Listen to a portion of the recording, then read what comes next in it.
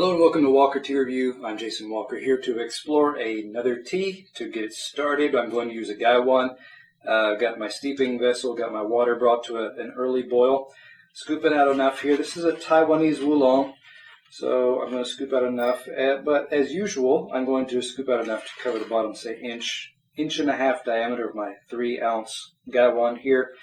That looks pretty good. Of course, this is a tightly balled, rolled Oolong, so it's going to expand quite a bit. I want enough water so that a little bit's going to rest just above the rim of my lid, keeping air out, kind of helping the color of the liquor stay a little more consistent that way. So, while that is steeping, talk about this tea and introduce it. This is from Temple Road Teas. This is their Tiger Monk Roasted Oolong. Temple Road is a newer company out there. I've recently come across them, and you can find 100 grams available for $24.49 US. So that's about $24.50 US. Information on the product page tells us that this is from Nantou County in Taiwan. The variety that they're describing this as is the Shanlin Shi variety. I don't hear a lot about that particular variety. Elevation of 5,250 feet. So that's a little information on the product page about this particular tea.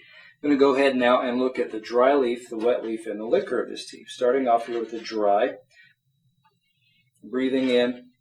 This is about a 10-gram sample, but I'm going to breathe in and kind of let some of the warm, moist air from my breath hopefully draw a little bit more aroma here. There is, when I breathe, this gets a bit more of a roasty type a note coming off of it.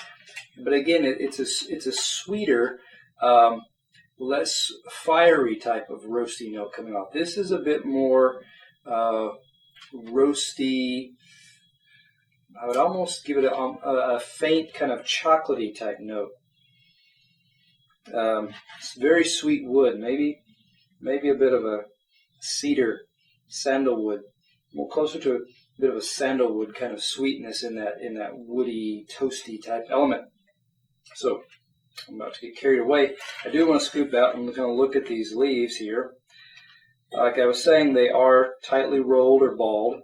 The sizes vary somewhat. So you do have some that look like they were individual leaves. You do have some that has a bit of a stem evident, indicating this, and the size itself indicating this is probably 2 or more leaves together. Darker, more of a bistre, deeper brown, gray type of color there. So, indicating again this roasting is a factor here. I'm going to set that down and get ready to pour. So to pour, of course, I need my pitcher or sharing vessel. Angle my lid over to the side. Middle finger and thumb hold my Gaiwan in place. And pour just like so. Shake out those last few drops because that's the intensity of the liquor is near the bottom. The lighter, thinner liquor is usually towards the top, which is why you often want to decant into a pitcher before serving. If you just pour off straight away, first cup may get a thinner, weaker tea, while the subsequent cups, especially the last cup, may get a stronger liquor from the bottom. So set that to the side, give this a shake. I'm going to get a few leaves out and talk a little about the wet leaf. And first I need to get into this aroma though. Roasty, somewhat roasted peanut kind of smells. Dried, seasoned firewood, hardwoods. Some of those kind of smells coming off. Honey roasted peanut. There's a sweetness as this has dropped just a few degrees in temperature as I've allowed some of the heat to escape. Sweetness is picking up. Roasty sweetness. maybe even a little bit of a kind of grilled, baked peach type of note. Now, taking out a few leaves here. This one was on top, so I kind of tried to shake a little bit of other remaining leaves off. Pretty large leaf. That looks like 3 inches or so, maybe 3.5, 4 even. Mostly intact leaf. Got some tears in it, but you can definitely make out the tip of the leaf, the stem end. You can still make out some of the jagged natural teeth on the edge of the leaf there. Just oxidation. As far as little rust spots that are darker in color, you might get little evidence of that on the actual jagged teeth, the tips of those jagged teeth on the actual leaf there. Let me pull out a few more and see what happens here. Here is a 2-leaf set. Looks like there was perhaps a 3rd leaf and a bud attached, so that was present. What else? Individual leaf, portion of individual leaf. So that kind of accounts for some of that variation in dry leaf size that we saw before. Let me kind of tease this one. This is a smaller, though somewhat thicker leaf. It's survived pretty well all that rolling and heat that Oolongs get that they have to experience. So I want to set that aside. Color-wise, I should also note, again, fairly consistent, dark green, not blotches of rust, reddish, brownish oxidation for the most part. Holding that up to the light, you get a bit of a closer to a honey, or closer to a, I don't know, maybe a honey wheat kind of beer type color there. So it's a bit more of on the golden yellow, as opposed to a brighter, paler yellow. Looks nice in the cup.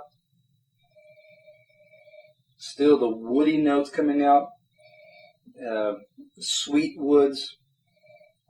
Some of that English laurel type smell coming out. Also, honey roasted. Again, something around in the neighborhood of honey roasted peanut. Maybe a kind of sweet, fragrant wood in there. Okay, give it a sip here.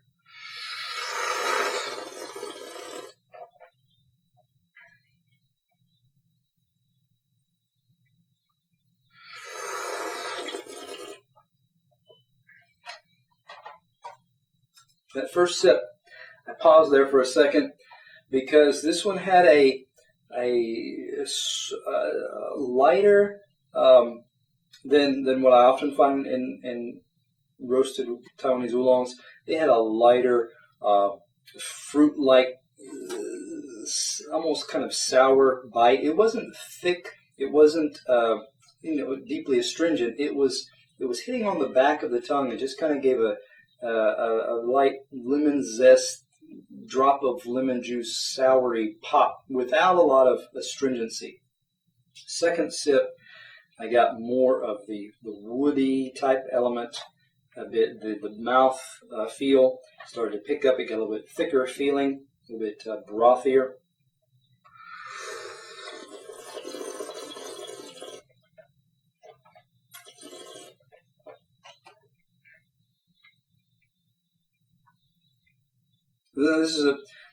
This would be something you'd want to experiment and see what you can draw in subsequent steeps. As this tea cools, the mouth feel, the brothy kind of texture starts to pick up.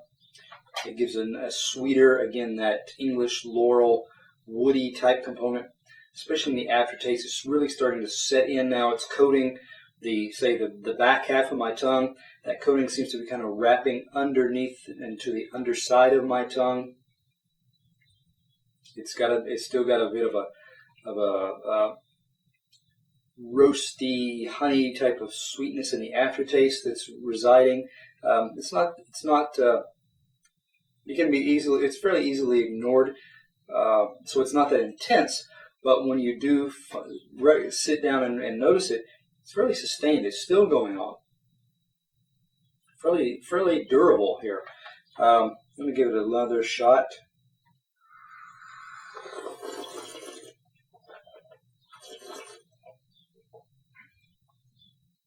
As this tea cools, that initial sour pop kind of drops off a little and gets more into those more recognizable, again, English laurel, woody, honey roasted peanut, sweetness.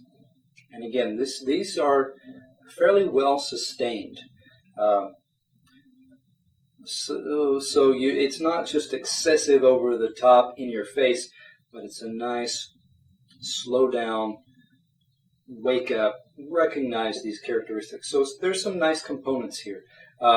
Looking at this tea overall, given what's going on here, I'd say this is a fairly enjoyable tea. I would give this one an 86. It's got some nice components to it, something that you to look for, perhaps as a daily drink tea. Something you may want to consider as the summer temperatures approach. Explore how this one does cold brewing. I've written some articles on cold brewing. So you want to come back to Walker Tea Review, find out more about this tea, subscribe to the newsletter so you can get the tea reviews directly into your inbox. Subscribe to become a member so that you can read those articles and find out I go into a little bit. I've done articles on the science, the benefits, how the taste and the components, the chemical components of the tea extract differently in, say, cold brew versus hot brew. And that's something you may want to dig into in more detail.